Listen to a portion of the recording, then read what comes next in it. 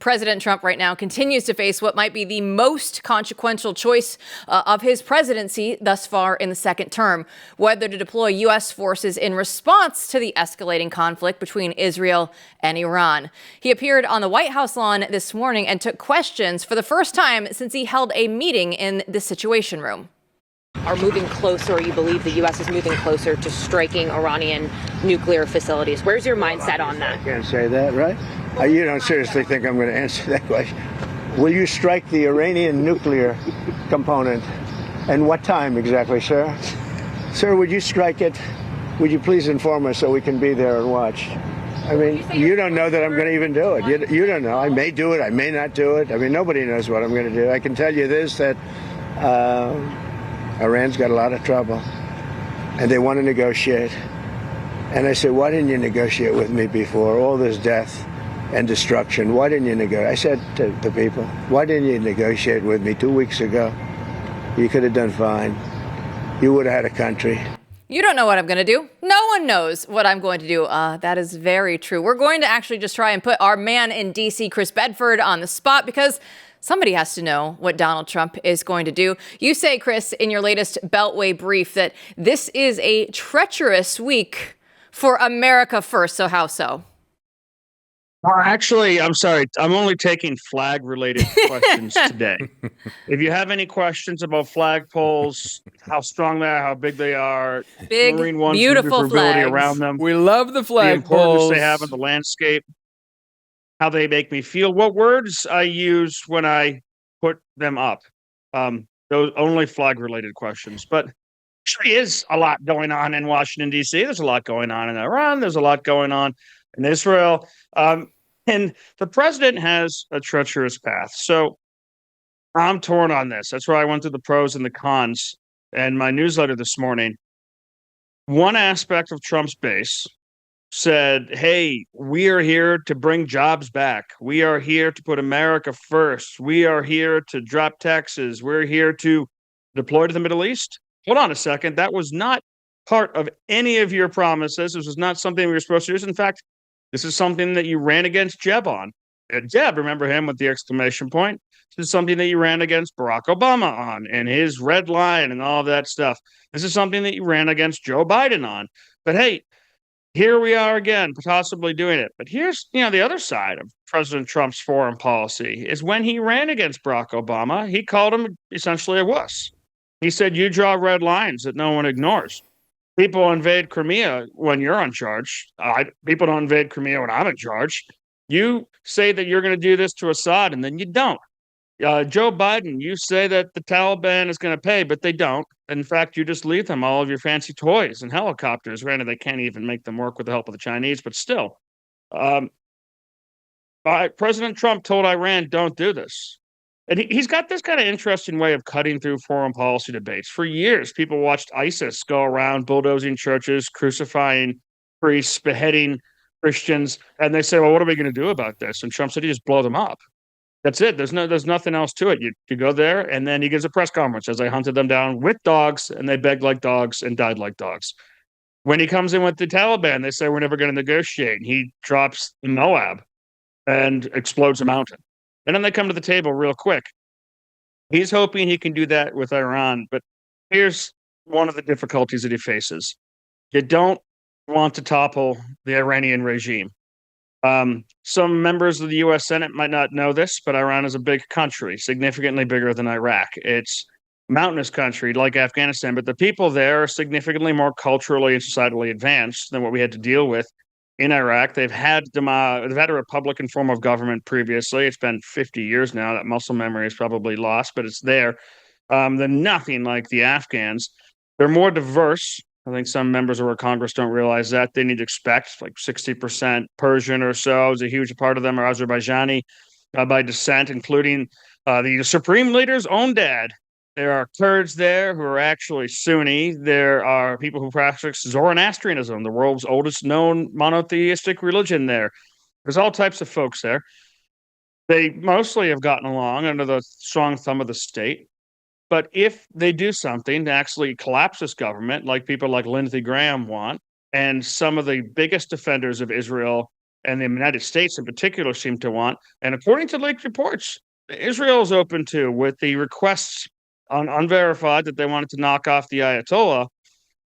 That's another issue entirely, because you know that Israel doesn't have the people or the will or the mandate to occupy in a Muslim country and try to bring stability back to it. You can't exactly count on Russia right now. They're a little tied up.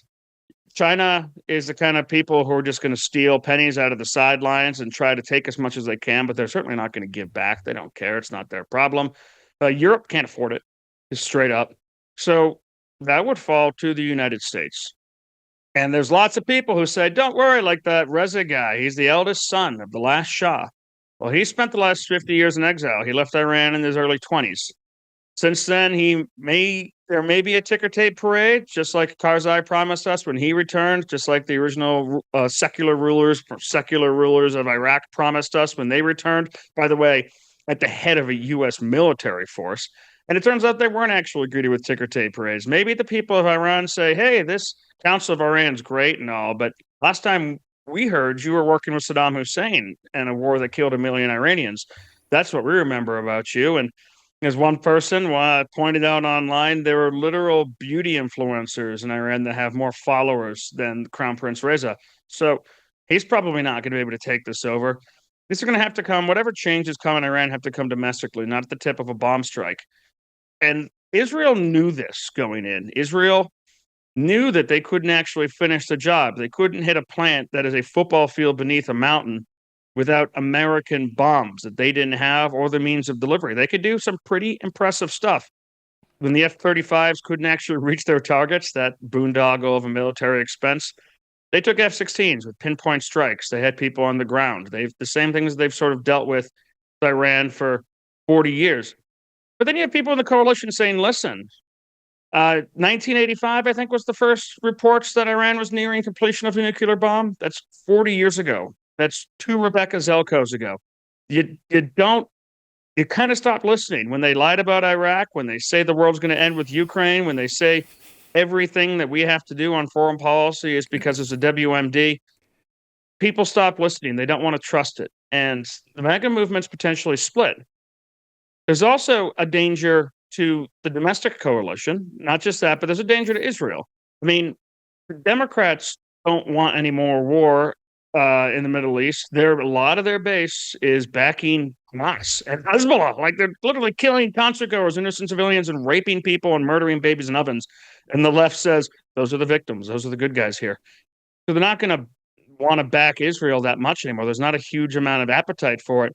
And if Republicans elect a president who is a close friend of Israel, and they get us involved in a land war, well, that'll be a tipping point on the different reliance of the American people, I think, that they can count on to be there for them in hard places. So everyone has to look at this very carefully when making their next decisions. Yeah, it's interesting how it is paused right now in sort of an uneasy way. Of course, we don't know what decisions have been made or not made behind the scenes and can change in any second. But there's this uneasy pause right now as everyone sort of looks at each other and also fights. There's a lot of fighting going on about this. So open warfare. There are interviews dropping every day. Yeah. I think Ted Cruz had the last interview dropped on him. Yeah, this is an ongoing behind the scenes and in the public war on the right. But so I would maintain that the tension is healthy, and this is an interesting example. Interesting is too lame of a word, but this is a really important example of what American foreign policy is going to look like moving forward. But here's the problem, and maybe you could speak to this. This isn't, I don't see this as a really an easy call either way, in the sense that, ideologues on either side would say no intervention, just like when you go to the doctor, right? The MAGA people would say that intervention breeds intervention, right? So the more medical intervention you get, the more medical intervention you're probably going to receive, and that can actually end up killing you. And you would have been better, like the grumpy old man, staying the hell away from the doctor. Foreign policy is like that for a lot of people on the new right. Like, look, we are done messing around, with foreign affairs in any country, and we know what happens once you start. You go down the road, and pretty soon you'll have Lindsey Graham, with happy about his wargasm in the corner, saying we need thousands of troops to go and take over this country, right? Look at the memes online. Strapping young boys. The problem is though that that's not very realistic when it comes to how a superpower deals with the rest of the world. If we had more trust, I could see people saying, well, of course, if we have a chance to take out the nukes here, why not? What are they going to do to us? They're not as powerful as anyone thought. That's already been proven, some people will say.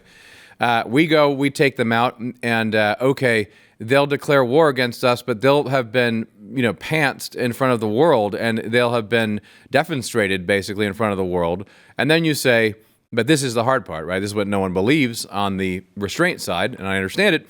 But then when you say, we just walk away.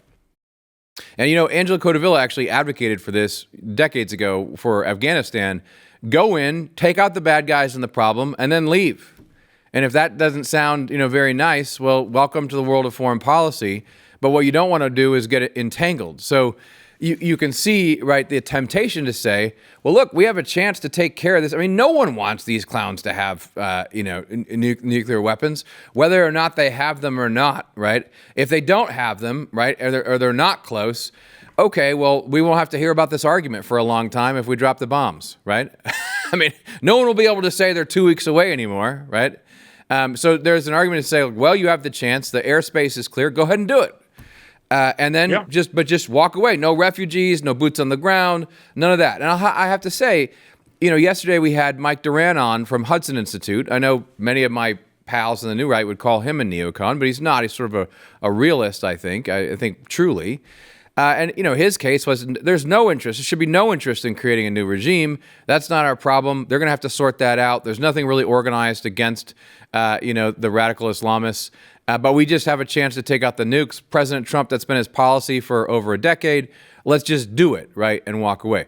And then obviously on the other side you have, okay, sure, I've heard this before, right? Charlie Brown and the football.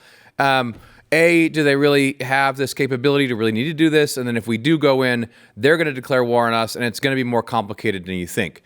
Now, I guess I just lay all that out because I think this is not an easy answer. Right. And that is something that I think we need a little grace on all the sides who are arguing right now to realize this is the kind of debate that we're going to need to have in public on the right without killing each other. And, maybe Trump's the guy. A friend of mine who's been on the show talking about presidential facial hair, Mark Hemingway, once told me when I was getting ready to get married, he said, the secret to not getting divorced is don't get divorced. And that's it. I mean, there's a lot of other ways to make sure that your relationship stays healthy and strong, but sometimes you'll hit hard times in your life and you'll go through stuff and you just don't do it. And the trick to not nation building is don't nation build. You just don't do it. You walk away, the Angelo Codevilla way. And that's Donald Trump is a president who's shown a unique ability to absolutely not give a darn. He's like, we came here to do one thing. We're going to do it. We're going to do it hard. We're going to get out. I'm not coming here. I don't feel bad. I see people on Twitter starting to talk about Iranian women's rights. I tell you what, I got invited to a forum 2 months ago to talk about Afghan women's rights. If I never heard the term Afghan women's rights for the rest of my life, I would die happy. I heard it for 25 years. They never got better. A lot of Americans died. People we know, those who survived came back with war wounds and suicide and drug addiction and depression. And it's a terrible cycle that we're not willing to go through as a country, again, on behalf of every monster out there that's in need of slaying. So Trump could be the person who's uniquely positioned for that.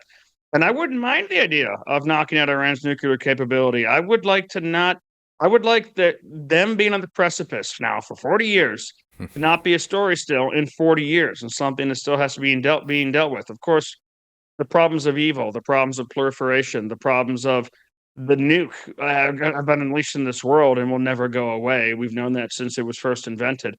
They will never go away, at least until everybody uses them all at once. Now, if there's a way to deal with it, then yeah. And I think President Trump will come out stronger if he is successful. If he pulls an H.W. Bush in Kuwait and just leaves when it's done. And yeah, bad things did happen. People who had relied on us and expected us to come in there, they never got that. And people died, and you have to live with that. You have to be able to deal with that. But you also have to ask your questions. Does this serve the just interests of the United States? And that should be the key to unlocking all American foreign policy. Chris, in 60 seconds we have left, there's obviously this war going on within the GOP. In the administration, we see, Tulsi Gabbard taking some heat publicly, but then also people sort of coming to her rescue. I mean, we know who's who here, right? You see J.D. Vance coming out supporting the president, but J.D. Vance is obviously more on the side of restraint, I assume pro-Tulsi, right? Do we have any sense of, is this just normal back and forth, or is there something deeper going on here? I think it's just that Tulsi broke ranks on this one a week and a half ago when she posted a story about the dangers of World War III and hitting Iran, and has said these things in the past.